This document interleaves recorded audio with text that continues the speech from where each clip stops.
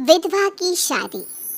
सिर्फ 30 साल की थी नीलम जब एक कार हादसे में उसके पति की मौत हो गई। उसकी गोद में था उसका 4 साल का बेटा और ढेर सारी जिम्मेदारियां। नीलम को सजने संवरने और अच्छे कपड़े पहनने का बहुत शौक था, लेकिन पति की मौत क्या हुई, नीलम की तो जैसे दुनिया ही बदल गई।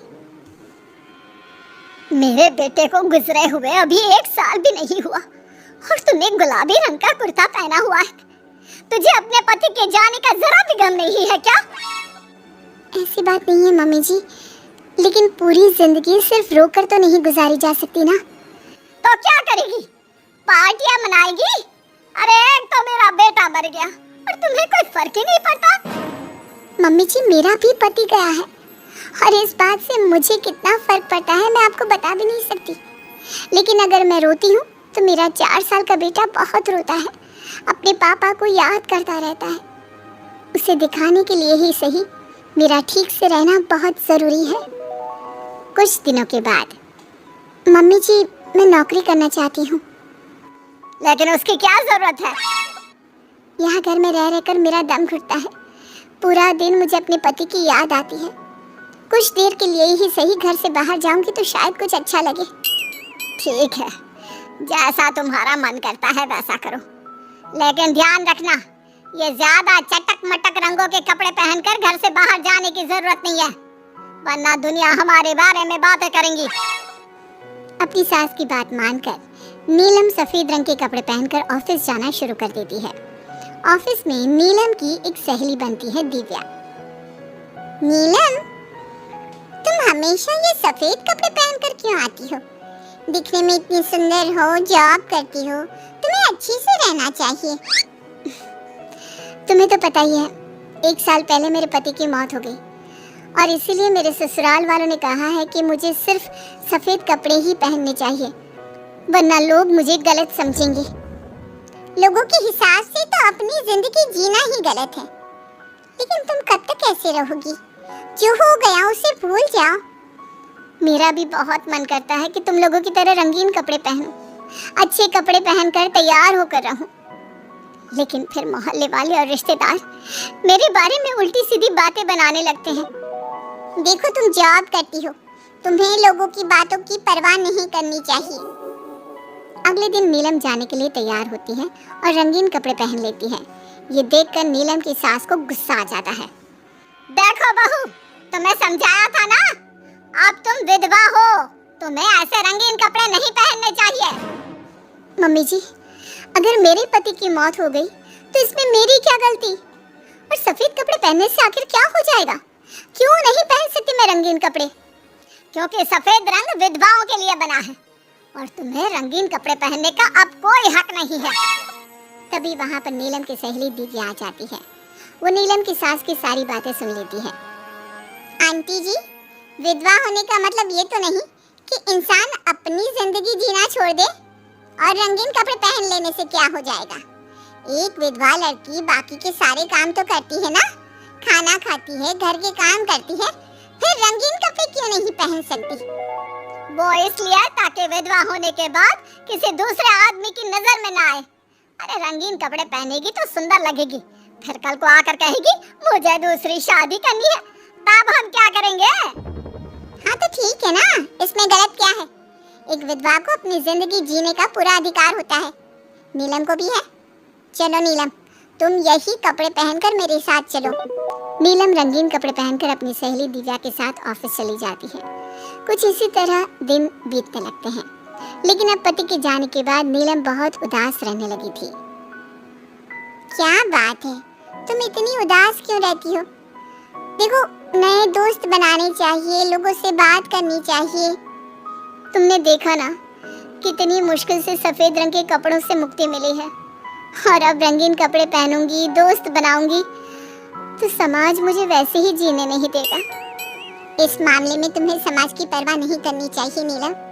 लोगों का काम क्या है, बातें बनाना ही तो है। कुछ दिनों के बाद नीलम के ऑफिस में एक लड़का आता है। उसका नाम अमर था। वो धीरे धीरे नीलम को पसंद करने लगता है और एक दिन वो नीलम से कहता है, नीलम, तुम मुझे बहुत अच्छी लगती हो, मैं तुमसे शादी करना चाहता हूँ। लेकिन अमर, मैं एक विधवा हूँ और मेरा 4 साल का एक बच्चा भी है। मैं तुमसे शादी नहीं कर सकती। मुझे तुम्हारे विधवा होने से कोई फर्क नहीं पड़ता। मुझे तुम एक अच्छी इंसान लगी और इसीलिए मुझे तुमसे शादी करनी है। लेकिन मुझे मेरी फैमिली से इस बात की परमिशन कभी नहीं मिलेगी। तुम उसकी चिंता मत करो, मैं तुम्हारे घर आकर बात करूंगा। कुछ दिनों के बाद अमर नीलम के घर पहुंचता है। नमस्ते आंटी जी, मैं अमर हूँ। मैं आपकी बहू नीलम से शादी करना चाहता हूँ। मुझे तो पहले से पता था। पहले तूने विधवा वाला सफेद रंग छोड़कर ये रंग बिरंगे कपड़े पहनने शुरू किए और अब तेरा चक्कर भी चल रहा है।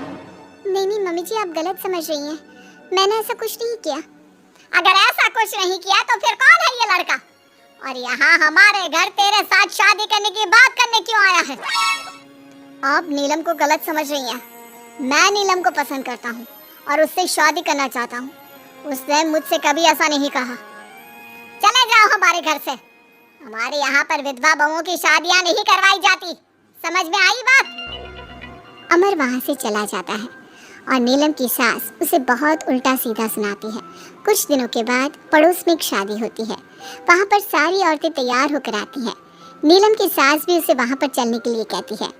नीलम सफ़ेद रंग के कपड़े पहनकर अपनी सास के साथ वहाँ पर जाती है, क्योंकि ऐसा उसकी सास ने कहा था। पर सारी औरतें काफ़ी सुंदर तैयार होकर आई थी। देखो तो मेरी साड़ी का कलर कितना सुंदर है, तुम्हें पसंद आया? और ये देखो मेरे कंगन, पिछले महीने ही दिलवाया था मेरे पति ने। कितना अच्छा डिजाइन है ना? अरे तुम्हारी मेहंदी तो दिखाओ, रंग तो बहुत सुंदर आया है। लगता है तुम्हारा पति बहुत प्यार करता है तुमसे। नहीं तो क्या। और वैसे भी ना, मुझे मेहंदी का ये लाल रंग बहुत पसंद है। अभी जरा उधर तक देखो, नीलम वहाँ पर क्या कर रही है? हम सबके बीच में विधवा का क्या काम? अरे इसका यहाँ होना तो मनहूसियत है। इसकी सास को इतना भी नहीं पता कि इसे यहाँ नहीं लाना चाहिए था। ऐसे सफेद कपड़े पहनकर बैठी हुई है, दूर से पता चल रहा है कि उसका पति मर गया। नीलम की सास ये सारी बातें सुन लेती है और फिर अपनी बहू के उदास चेहरे की तरफ देखती है। नीलम की सास को इस बात का एहसास होता है कि उसने अपनी बहू के साथ अच्छा नहीं किया।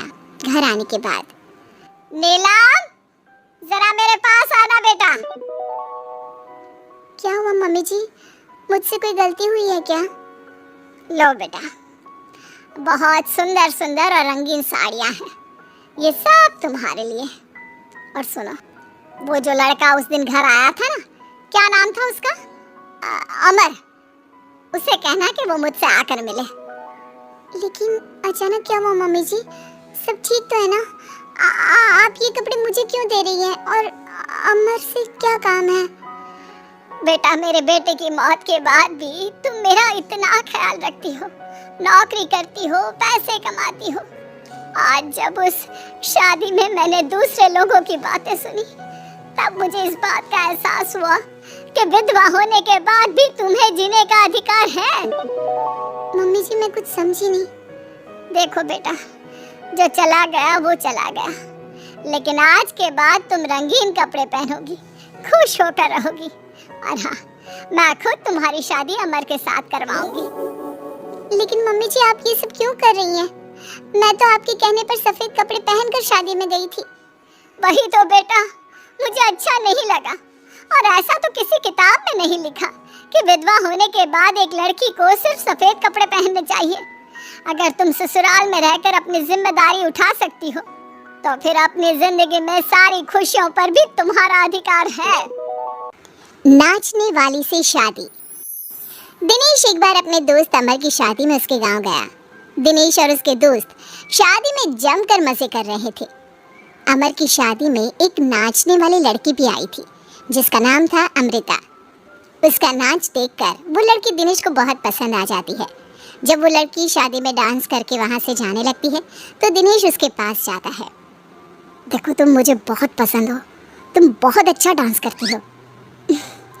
जी शुक्रिया, डांस की बात तो सही है, लेकिन आप मुझे पसंद करते हैं, ये बात समझ में नहीं आई।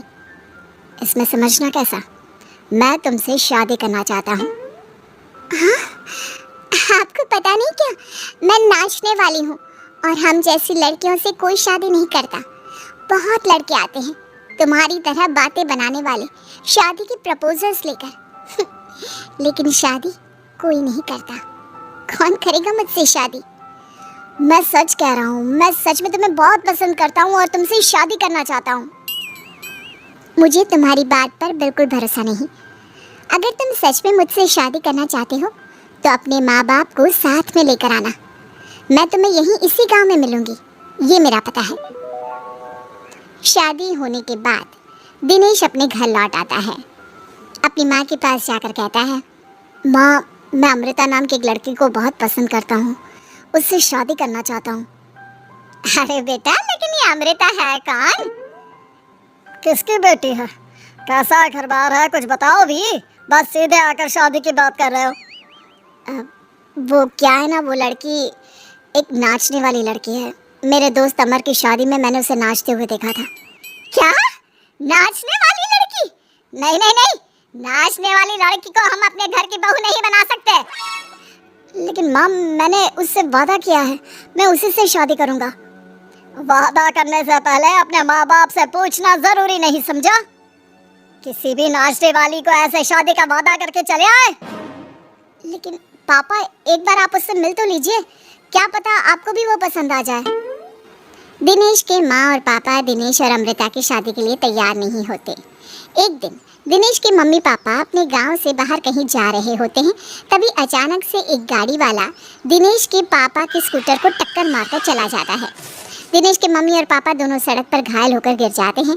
तभी वहाँ अमृता आती है। अरे अंकल आंटी, आपको तो बहुत चोट लगी है, चलिए मैं आपको हॉस्पिटल लेकर जाती हूँ। अमृता दिनेश के मम्मी और पापा को हॉस्पिटल में एडमिट करवा देती है और उनका ख्याल रखती है। जब दिनेश हॉस्पिटल पहुँचता है, अमृता, तुम यहाँ क्या कर रही हो? तो क्या ये तुम्हारे मम्मी पापा हैं? वहाँ सड़क पर उनका एक्सीडेंट हो गया था, इसलिए मैं यहाँ हॉस्पिटल में लेकर आ गई। क्या ये वही लड़की है बेटा जो तुम्हें पसंद थी? हाँ माँ, यही तो है अमृता, जिसके बारे में मैंने आपसे बात की थी। हमारी सोच गलत थी। ये लड़की तो बहुत अच्छी है और हम तुम्हारी इससे शादी करवाने के लिए अब बिल्कुल तैयार हैं। इसके बाद दिनेश और अमृता की शादी हो जाती है। अमृता एक नाचने वाली थी और इसलिए वो किसी भी तरह की आवाज़ पर नाचना शुरू कर देती।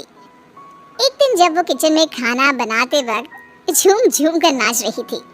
अरे बहू, तुम यहाँ किचन में खड़ी होकर डांस क्यों कर रही हो? यहाँ कौन सा गाना बज रहा है?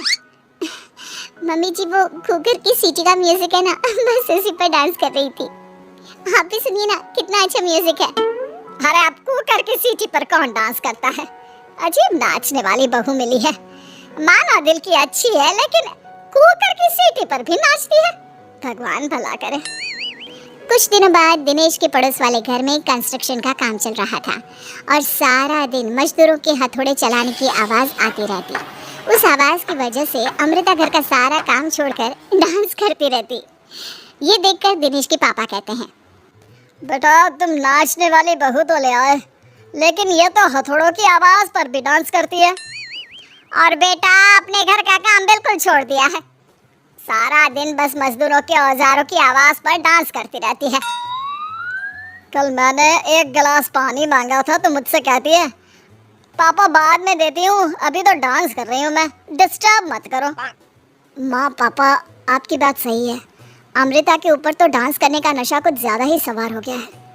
लगता है इसके पुराने काम का भूत इसके सिर में फिर से घुस गया है। अरे लेकिन बेटा, हम क्या करें? अब ये पूरा दिन इसी तरह नाचती रहेगी तो कुछ अजीब नहीं लगेगा? एक दिन दिनेश और उसका परिवार जंगल में पिकनिक मनाने जाने का प्लान करता है। दिनेश, उसकी पत्नी अमृता और माँ बाप चारों मिलकर जंगल में पिकनिक मनाने पहुंच जाते हैं। लेकिन तभी वहां पर जंगल के लोग उन्हें घेर लेते हैं। अरे क्या मुसीबत है ये? कौन है ये लोग? ये तो हमें जिंदा जलाकर खा जाएंगे, अब हमें कौन बचाएगा? सही कहती हो माँ, ये तो जंगली लोग हैं, ये हमें जिंदा नहीं छोड़ने वाले। अरे डरने से बेहतर होगा कि हम अपने आप को बचाने का कोई उपाय सोचें। तुम्हारा क्या है, तुम तो नाचने लग जाओगी। तुम्हारा दिमाग भी काम करता है और तुम्हारे तो पैर भी काम करते हैं। अरे माँ, ये लड़ने का वक्त नहीं है, हमें कुछ सोचना पड़ेगा। अब सोचने से कुछ नहीं होने वाला, ये जंगल के लोग हमें पका कर खा जाएंगे।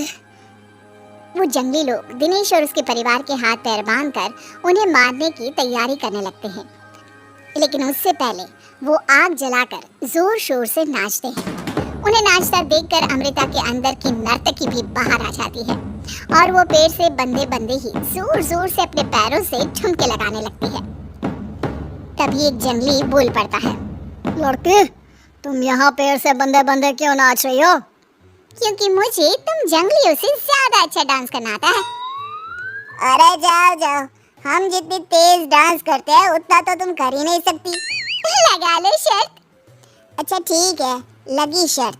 अगर तुमने हमसे ज्यादा अच्छा और तेज डांस किया तो हम तुम्हारे परिवार को जिंदा छोड़ देंगे। और अगर तुम हार गई तो हम तुम सबको जिंदा जलाकर खा जाएंगे। अच्छा ठीक है, मुझे तुम्हारी शर्त मंजूर है। अब बजाओ तुम्हारा जंगली ढोल, देखते हैं कौन कितना डांस करता है।